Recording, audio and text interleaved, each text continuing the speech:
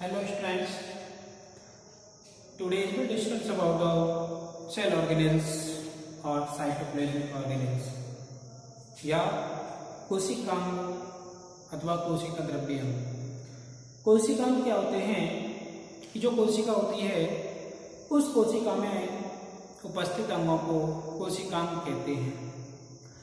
ये कोशिकांग जो होते हैं कोशिका द्रव्य में उपस्थित होते हैं, इसके कारण इनको कोशिका द्रव्य अंग भी कहते हैं। जो कोशिकांग होते हैं कई प्रकार के होते हैं, जैसे बात की जाए माइटोकॉन्ड्रिया है, कारक है, गोल्गी है, लाइसोसोम है, अंतःप्रद्रव्य जालिका है, राइबोसोम्स हैं, है ना। इसके अलावा और अन्य भी कण उपस्थित हो सकते हैं जो कि क्या कहलाते हैं, कोशिका द्रव्य अंग कहलाते हैं।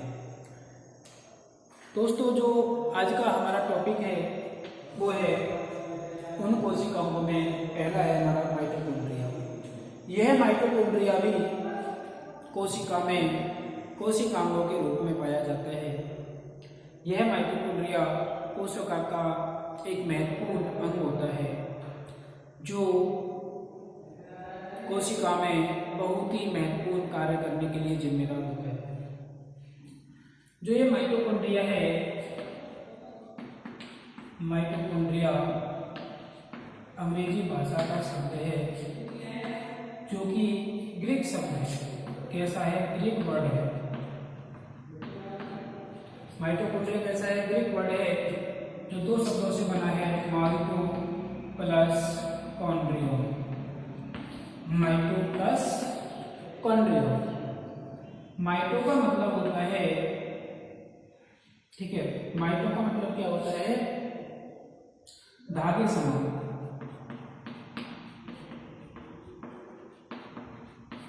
कॉन्ड्रियो का मतलब होता है कणीय संरचना। ठीक है, माइटो का मतलब हो गया धागे समान और कॉन्ड्रियो का मतलब क्या हो गया? कणीय संरचना। ठीक है, अर्थात माइटोकॉन्ड्रिया क्या है? ठीक है, माइटोकॉन्ड्रिया क्या है कि धागे नुमा कणीय संरचना है। माइटोकॉन्ड्रिया का क्या हो गया? धागे नुमा कणीय संरचना है। अर्थात ये जो माइटोकॉन्ड्रिया होते हैं सूत्र के रूप में कणीय संरचनाएं होती हैं। इनको प्रारंभ में किस नाम से जानते थे? सूत्र कणिका के नाम से जानते हैं। सूत्र कणिका। सूत्र कणिका क्यों कह रहे? क्योंकि इसका अर्थ क्या है? धागे समान कणीय संरचना है। सूत्र धागे समान मतलब सूत्र समान, सूत्र मतलब धागे समान कणीय संरचना है।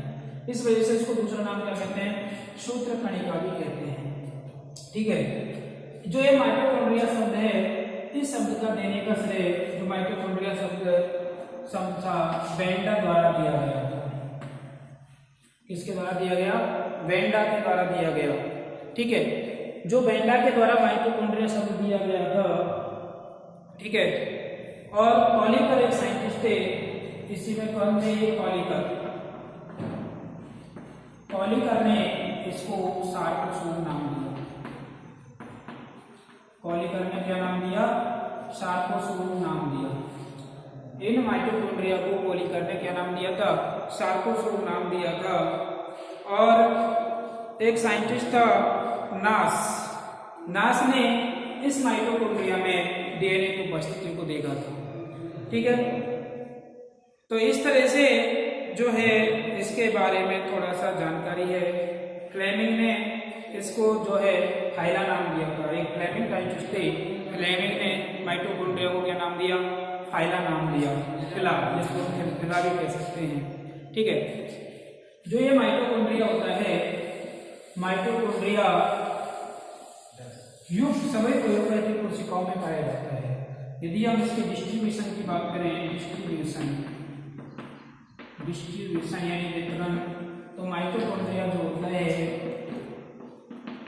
सभी यूकेरियोटिक कोशिकाओं में पाया जाता है। सभी यूकेरियोटिक कोशिकाओं में पाया जाता है, जबकि जो बैक्टीरियल सेल होती हैं, इनमें एब्सेंट होता है, नहीं पाया जाता है। इसका कारण है कि जो बैक्टीरियल सेल होती हैं, बैक्टीरियल सेल्स की प्लाज्मा लेमा जो होती है, प्लाज्मा झिल्ली होती है, उस प्लाज्मा झिल्ली पर पहले से ही रेस्पिरेटरी एंजाइम उपस्थित होते हैं, यानी श्वसन केंद्र उपस्थित होते हैं, जिसके कारण ये जो माइटोकॉन्ड्रिया होते हैं उपस्थित होते हैं। केवल यूकेरियोटिक कोशिकाओं पाए जाते हैं और समस्त यूकेरियोटिक कोशिकाएं जो होती हैं वायवीय श्वसन करती हैं, जिसके कारण ये सभी कोशिकाओं में पाए जाते हैं। ठीक है, इसके अलावा जो ये माइटोकॉन्ड्रिया होते हैं उन कोशिकाओं में अधिक पाए जाते हैं जहां पर उपापचय की क्रियाएं तीव्र होती हैं, उपापचय क्रियाएं ज्यादा होती हैं। ठीक है, इसके अलावा यदि हम बात करें कि जो पादप कोशिकाओं की जो चालनी नलिकाएं होती हैं, उन चालनी नलिकाओं में ये माइटोकॉन्ड्रिया अनुपस्थित होते हैं। ठीक है, इस तरह से इसका वितरण होता है। वितरण के पश्चात यदि हम बात करें संख्या की, नंबर्स की, तो इन जो माइटोकॉन्ड्रिया है, माइटोकॉन्ड्रिया की संख्या जाति विशिष्ट होती है, अर्थात अलग अलग जाति के जीवों की कोशिकाओं में माइटोकॉन्ड्रिया के नंबर्स डिफरेंट होते हैं, अलग अलग होते हैं, भिन्न होते हैं। ठीक है, तो इस तरह से यदि देखा जाए तो एम्फीबिया का जो गंडा होता है उसमें लगभग 30,000 माइटोकॉन्ड्रिया पाए जाते हैं, है ना। इसके अलावा यदि बात करें हम एक प्रोटोजोआ है, प्रोटोजोआ में इनकी संख्या सर्वाधिक 50,000 पाई जा सकती है।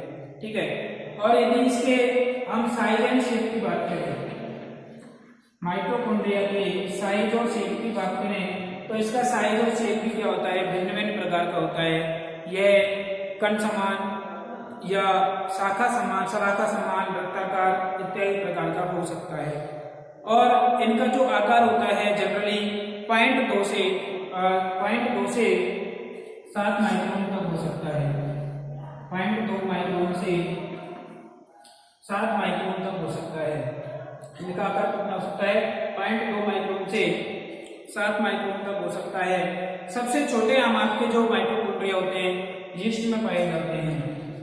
जो यीस्ट होता है, यीस्ट में स्मॉलेस्ट माइटोकॉन्ड्रिया पाए जाते हैं, जिनका आकार 1 माइक्रोन का होता है ना। इसके अलावा सबसे बड़े लंबे जो माइटोकॉन्ड्रिया होते हैं वो एम्फीबियन जंतुओं में राना पेपियंस में पाए जाते हैं।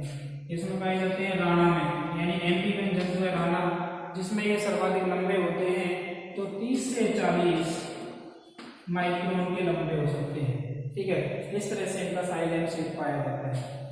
अब इसकी बात करें हम माइटोकॉन्ड्रिया के अल्ट्रा स्ट्रक्चर की बात करें तो अल्ट्रा स्ट्रक्चर की संरचना देखते हैं किस तरह की होती है इसकी।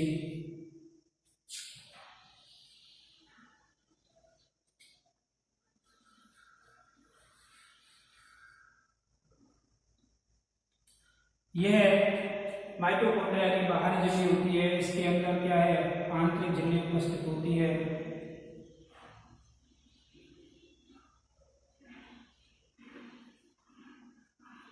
ये माइटोकॉन्ड्रिया की स्ट्रक्चर होती है, जिसमें सबसे बाहर की तरफ क्या है, एक्सटर्नल मेम्ब्रेन है, एक्सटर्नल मेम्ब्रेन।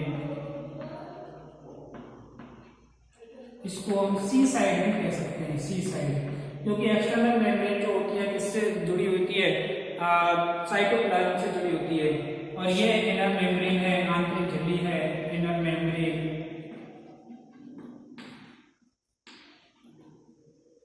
ठीक है, इनर मेम्ब्रेन पर अनेक इस तरह की संरचना लगी होती है, कण समान संरचनाएं लगी होती हैं, जिनको हम क्या बोलते हैं, ऑक्सीसोम्स कहते हैं। इनको क्या बोलते हैं, ऑक्सीसोम या प्रारंभिक कण भी कहते हैं, ऑक्सीसोम या प्रारंभिक कण यानी F1 कण भी कहते हैं। तो इस तरह से इस पर बहुत अधिक संख्या में F1 कण लगे होते हैं। इस बाह्य झिल्ली और आंतरिक झिल्ली के मध्य, ये आंतरिक झिल्ली है, ये बाह्य झिल्ली है, इस आंतरिक झिल्ली के मध्य अवकाश पाया जाता है, खाली जगह पाई जाती है। उस खाली जगह को हम बोलते हैं पेरीमाइटोकॉन्ड्रियल स्पेस, पेरीमाइटोकॉन्ड्रियल स्पेस पाया जाता है। इस पेरीमाइटोकॉन्ड्रियल स्पेस में फ्लूइड भरा रहता है, उस फ्लूइड को बोलते हैं, जो फ्लूइड भरा हुआ है उस फ्लूइड यानी द्रव को पेरीमाइटोकॉन्ड्रियल फ्लूइड कहते हैं। ठीक है, उस तरह को क्या बोलते हैं, पेरी माइटोकॉन्ड्रियल फ्लूइड कहते हैं। ये जो इनर साइड पर क्या उपस्थित है, ऑक्सीसोम होते हैं, इनको हम प्रारंभिक कण भी कह सकते हैं। ठीक है, अब जो ये आंतरिक झिल्ली है, आंतरिक झिल्ली किस किस की बनी होती है, प्रोटीन और फॉस्फोलिपिड की बनी होती है, लिपिड की बनी होती है, और जो लिपिड होती है फॉस्फोलिपिड, ग्लिसरॉल इत्यादि के रूप में पाई जा सकती है। ठीक है, इसी तरह से ये जो बाह्य झिल्ली होती है, बाह्य झिल्ली किसकी बनी होती है, प्रोटीन और लिपिड की ही बनी होती है।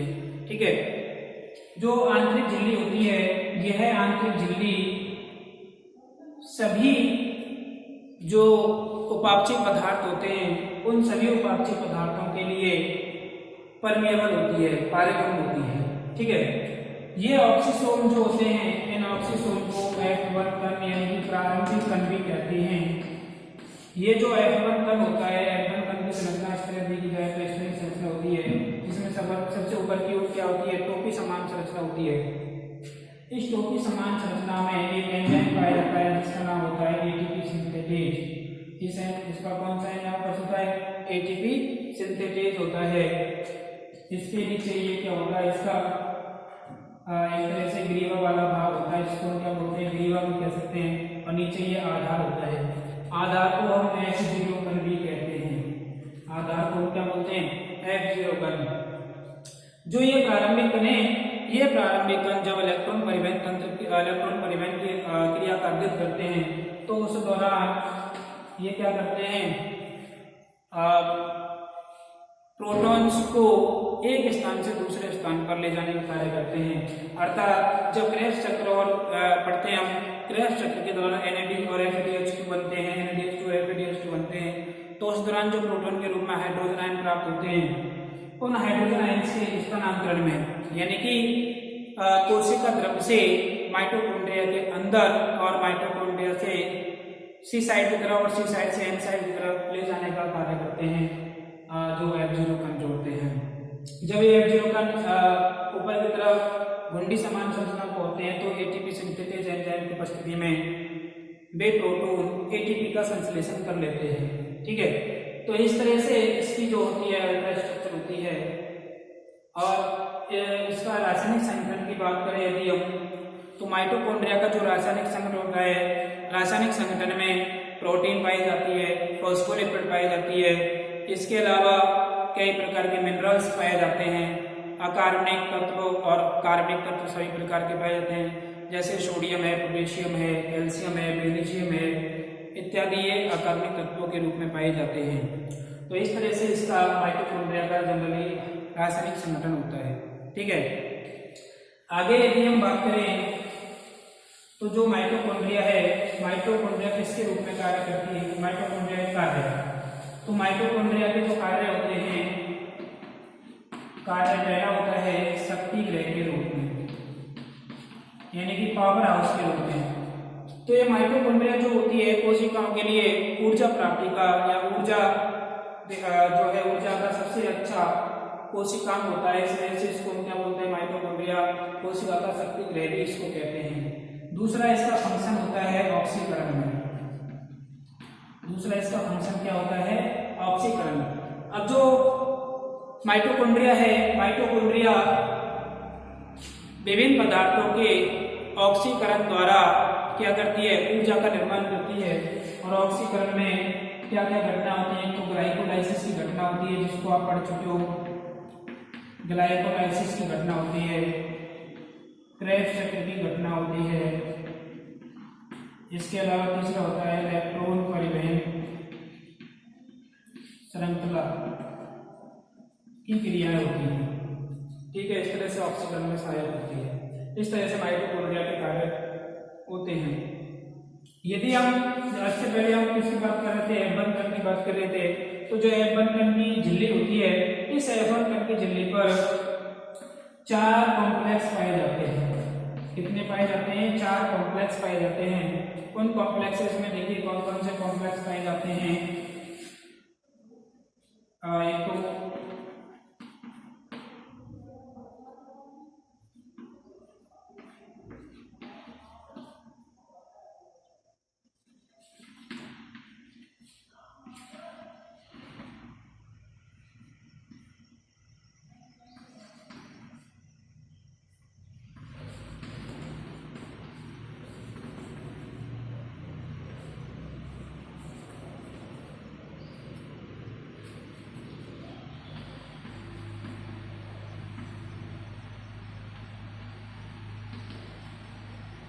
इस तरह से ये 4 कॉम्प्लेक्स के रूप में पाए जाते हैं। ये कॉम्प्लेक्स फर्स्ट है,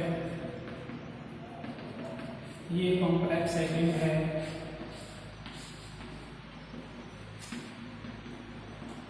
ठीक है, कॉम्प्लेक्स सेकंड, ये कॉम्प्लेक्स